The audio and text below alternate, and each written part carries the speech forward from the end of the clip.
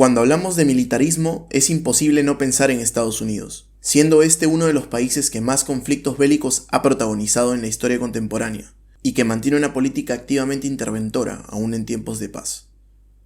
Por eso hoy te traemos una reseña de su historia militar desde su fundación.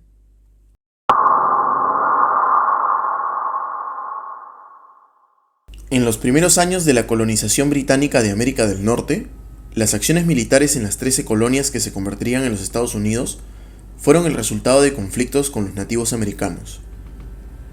A partir de 1689, las colonias se vieron envueltas en una serie de guerras entre Gran Bretaña y Francia por el control de América del Norte, la más importante de las cuales fue la Guerra de la Reina Ana, en la que los británicos conquistaron la colonia francesa de Acadia, y la última guerra francesa e india, cuando Gran Bretaña obtuvo la victoria sobre las colonias francesas en América del Norte. Esta guerra final iba a dar a miles de colonos, incluido el coronel George Washington, experiencia militar que pusieron en práctica durante la Guerra de Independencia de los Estados Unidos.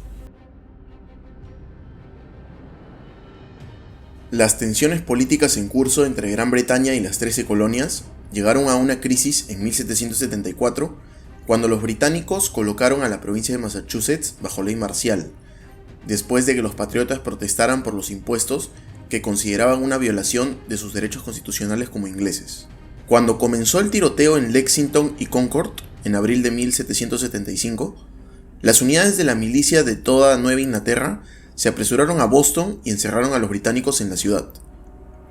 El Congreso Continental nombró a George Washington comandante en jefe del recién creado Ejército Continental, que fue aumentando durante la guerra por la milicia colonial. Además del ejército, el Congreso también creó la Armada y el Cuerpo de Marines.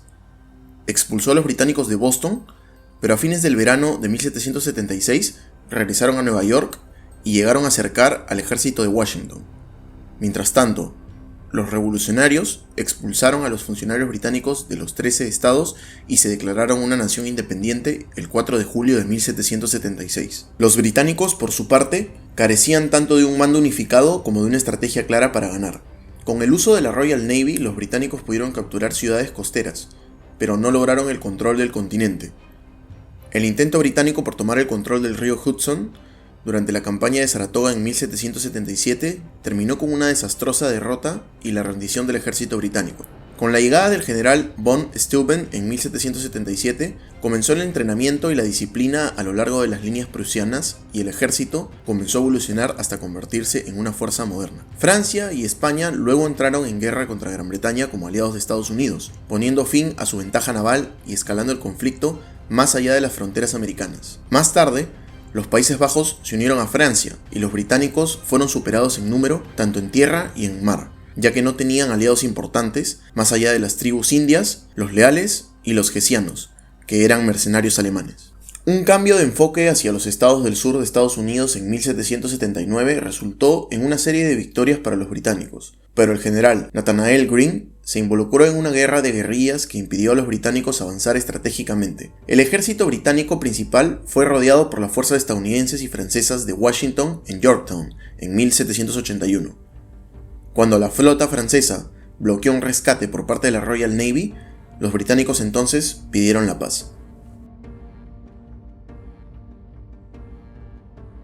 Los bereberes, a lo largo de la costa de Berberia, actual Libia, enviaron piratas para capturar barcos mercantes y retener a las tripulaciones para pedir rescate. Estados Unidos pagó dinero de protección hasta 1801, cuando el presidente Thomas Jefferson se negó a pagar y envió la armada para desafiar a los estados de Berberia. Empezó entonces la Primera Guerra de Berberia. Después de que el USS Philadelphia fuera capturado en 1803, el teniente Stephen Decatur dirigió una redada en la que quemó con éxito el barco capturado, evitando que Trípoli lo usara o lo vendiera. En 1805, después de que William Eaton capturara la ciudad de Derna, Trípoli acordó un tratado de paz. Los otros estados de Berberia continuaron asaltando la navegación estadounidense hasta que la Segunda Guerra de Berberia en 1815 puso fin a esta práctica.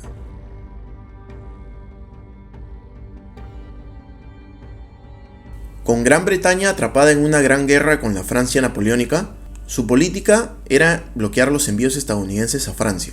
Estados Unidos buscó permanecer neutral mientras buscaba favorecer su comercio exterior. Gran Bretaña cortó el comercio e incorporó a los marineros de los barcos estadounidenses a la Royal Navy por la fuerza. A pesar de las intensas protestas, Gran Bretaña apoyó una insurrección india en el medio oeste estadounidense, con el objetivo de crear allí un estado barrera indio que bloqueara la expansión estadounidense. Estados Unidos finalmente declaró la guerra al Reino Unido en 1812. Fue la primera vez que Estados Unidos declaró oficialmente la guerra. Sin ninguna esperanza de derrotar a la Royal Navy, en ese entonces la marina más poderosa del mundo, Estados Unidos atacó al Imperio Británico invadiendo el Canadá británico, con la esperanza de utilizar el territorio capturado como moneda de cambio. La invasión de Canadá no resultó satisfactoria para los Estados Unidos. Encontraron una feroz resistencia por parte de los anglo-canadienses, aunque las guerras simultáneas con los nativos americanos en el frente occidental sí tuvieron éxito. Con la derrota de Napoleón en abril de 1814, los británicos adoptaron una estrategia más agresiva y enviaron 3 ejércitos de invasión a Norteamérica. Así lograron penetrar en partes de Maine y gracias a la victoria en la batalla de Bladensburg en agosto de 1814, pudieron tomar la ciudad de Washington, D.C. e hicieron arder sus edificios públicos, incluyendo la Casa Blanca y el Capitolio. Por su parte, los estadounidenses destruyeron las fuerzas británicas compuestas de indígenas en el noreste y sureste, y de esta manera impidieron el sueño de la Confederación India que perseguía la formación de un estado indígena independiente en la región del Medio Oeste, bajo el patrocinio de los británicos. Las victorias estadounidenses en septiembre de 1814 y enero de 1815 repelieron las 3 invasiones británicas en Nueva York y Baltimore. Asimismo, en el sur y en la costa del Golfo, se libraron grandes batallas en las que los estadounidenses impidieron la invasión británica de Nueva Orleans, y además derrotaron a los indígenas aliados de los británicos. Se destaca la batalla de Horseshoe Bend, en la que el general Andrew Jackson derrotó a las fuerzas del pueblo Mascoki. A pesar de que España se mantuvo neutral durante toda la guerra, poco antes de su final, en 1814, Mateo González Manrique, gobernador de la Florida Occidental, tomó por su propia cuenta iniciativa de apoyar a los británicos, ganándose la enemistad de Andrew Jackson, quien invadió la ciudad española de Pensacola, librándose allí la batalla de Pensacola de 1814. El último acto de guerra fue la batalla de Nueva Orleans, donde los estadounidenses derrotaron a las fuerzas británicas. Irónicamente, la paz ya había sido firmada entre ambos contendientes. Los dos bandos invadieron territorio de su adversario, pero estas invasiones fracasaron o fueron solo temporales. Al finalizar la guerra, ambas naciones ocupaban el territorio rival, pero estas áreas fueron restituidas mediante el Tratado de Gante. En el tratado, ambas naciones llegaron a un acuerdo de paz que devolvía las fronteras al statu quo previo a la guerra.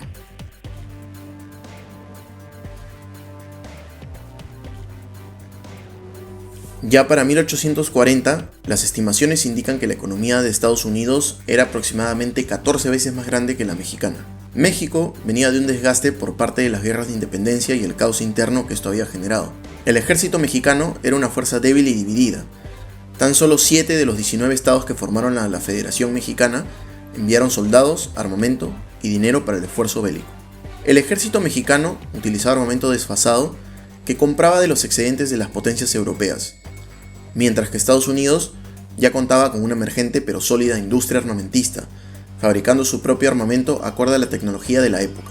Con la rápida expansión de la población agrícola estadounidense en el centro del país, los demócratas miraron hacia el oeste en busca de nuevas tierras, una idea que se conoció como el Destino Manifiesto. En la Revolución de Texas de 1836, los colonos estadounidenses declararon su independencia como la República de Texas y derrotaron al ejército mexicano. Pero México estaba decidido a reconquistar la provincia perdida y amenazó con la guerra a Estados Unidos si se anexionaba Texas. Estados Unidos, mucho más grande y más poderoso, anexó Texas en 1845 y estalló entonces la guerra en 1846. Durante la guerra, el ejército de los Estados Unidos al mando de los generales Zachary Taylor y Winfield Scott invadió y se apoderó de Santa Fe de Nuevo México y la Alta California, después de una serie de batallas victoriosas. También bloqueó la costa mexicana, invadió el norte de México para posteriormente llegar al centro de México, capturando su capital nacional, la Ciudad de México. Los términos de paz involucraron la compra estadounidense del área desde California hasta Nuevo México por $10 millones.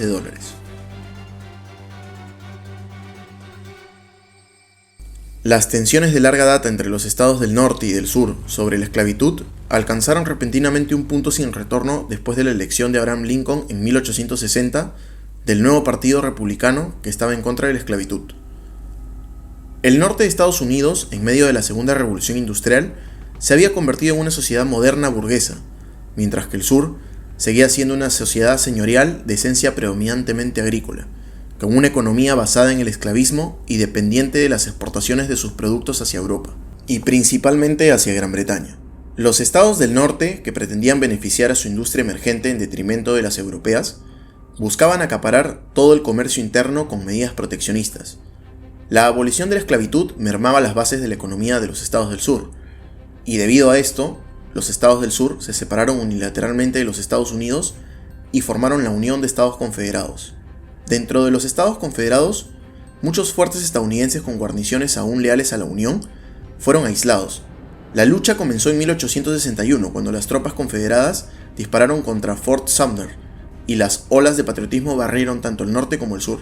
La guerra civil encontró a ambos bandos con fuerzas militares muy débiles. Ni el pequeño ejército permanente del norte, ni las milicias estatales dispersas del sur, fueron capaces de ganar la guerra civil. Ambos bandos se apresuraron a formar nuevos ejércitos más grandes, primero con repetidas llamadas de voluntarios, pero finalmente recurrieron al impopular reclutamiento forzoso a gran escala, por primera vez en la historia de Estados Unidos. El ejército de la Unión inicialmente buscó una victoria rápida, tratando de capturar la capital confederada en Richmond, Virginia, no lejos de la capital de los Estados Unidos en Washington, D.C. El ejército de los Estados Confederados esperaba ganar, logrando la intervención de Gran Bretaña y Francia, o agotando la voluntad de lucha del norte. A medida que la lucha entre las dos capitales se estancó, el norte encontró más éxito en campañas de otros lugares, utilizando ríos, ferrocarriles y mares para ayudar a mover y abastecer a sus fuerzas más grandes, poniendo un dominio absoluto sobre el sur. La guerra se extendió por todo el continente, e incluso en alta mar, después de 4 años de un conflicto terriblemente sangriento, con más bajas que todas las demás guerras de Estados Unidos combinadas. La mayor población y la industria del norte podían aplastar lentamente al sur. Los recursos y la economía del sur se arruinaron, con una importante participación de la Armada de la Unión que bloqueaba las exportaciones del sur. Mientras tanto, las fábricas y la economía del norte prosperaron cumpliendo con los contratos del gobierno durante toda la guerra. La guerra civil estadounidense a veces se denomina la Primera Guerra Moderna, debido a la movilización y destrucción de la base civil, es decir, una guerra total. Esto debido a muchas innovaciones y técnicas militares que involucraron ferrocarriles, telégrafos, rifles, guerra de trincheras y buques de guerra acorazados con torreta. Este conflicto fue por lejos el más mortífero de toda la historia del continente americano. El presidente Abraham Lincoln dejaría una célebre frase antes de morir: ¿fue la guerra civil un castigo de Dios por la esclavitud en América?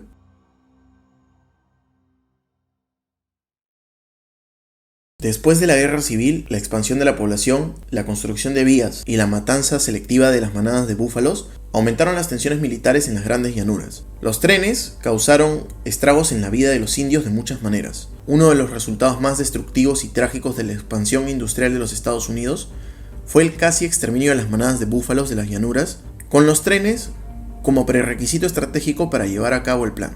Tan extremo fue el exterminio de búfalos que en la década de 1890 quedaban menos de 1000, dispersos principalmente en los ranchos privados. Varias tribus, especialmente los Sioux y los Comanches, resistieron ferozmente al confinamiento en reservas. El papel principal del ejército era mantener a los pueblos indígenas en las reservas y poner fin a sus guerras contra los colonos y entre sí. Una victoria famosa para las naciones indígenas de las llanuras fue la batalla de Little Big Horn en 1876, cuando el coronel George Armstrong Custer y más de 200 miembros de la 7ª Caballería fueron asesinados por una fuerza formada por nativos americanos.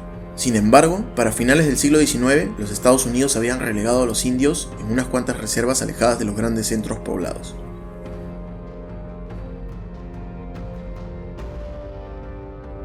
La Guerra Hispanoamericana fue una guerra corta pero decisiva, marcada por rápidas y abrumadoras victorias estadounidenses en el mar y en tierra contra el Imperio Español.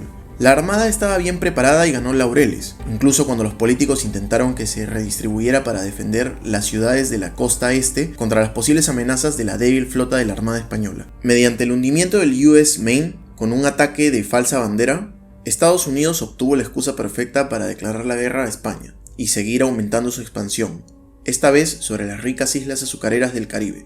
El ejército se desempeñó bien en combate en Cuba, sin embargo, estaba muy orientado a mantener posiciones en la parte occidental del continente y no estaba tan bien preparado para un conflicto en el extranjero. La composición del ejército se basó en voluntarios y unidades de milicias estatales que enfrentaron problemas logísticos, de entrenamiento y alimentarios en las áreas de concentración en Florida. Estados Unidos finalmente ocupó militarmente la isla de Cuba, logrando la destrucción casi total de la maltrecha flota española, tanto en el Caribe como en Filipinas, sus últimas posesiones coloniales. España, incapacitada de seguir defendiendo sus posesiones de ultramar, cedió a los Estados Unidos sus colonias de Puerto Rico, Guam y Filipinas, mientras que los cubanos declararon su independencia. La Armada instaló estaciones de carbón en Guam, Filipinas y en Hawái, gobierno el cual había sido derrocado por la fuerza en 1893 mediante un golpe de estado contra la reina Liliuokalani y anexado más tarde en 1898.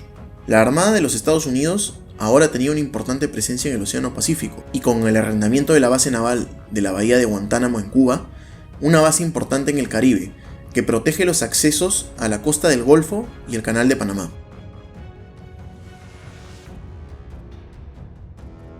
La guerra filipino-estadounidense fue un conflicto armado entre un grupo de revolucionarios filipinos y las fuerzas estadounidenses, debido a la cesión de Filipinas a los Estados Unidos tras la derrota de las fuerzas españolas en la batalla de Manila. El ejército envió 100.000 soldados al mando del general Elwell Otis. Derrotados en el campo y perdiendo su capital en marzo de 1899, los rebeldes mal armados y mal dirigidos se dividieron en bandas armadas. La insurgencia colapsó en marzo de 1901, cuando el líder de la emancipación filipina, Emilio Aguinaldo, fue capturado por el general Frederick Funston. Las bajas incluyeron 1.037 estadounidenses muertos en acción, 3.340 que murieron a causa de enfermedades, 20.000 rebeldes filipinos que fueron asesinados, y además, al menos 200.000 muertes de civiles filipinos, principalmente debido a la hambruna y a las enfermedades.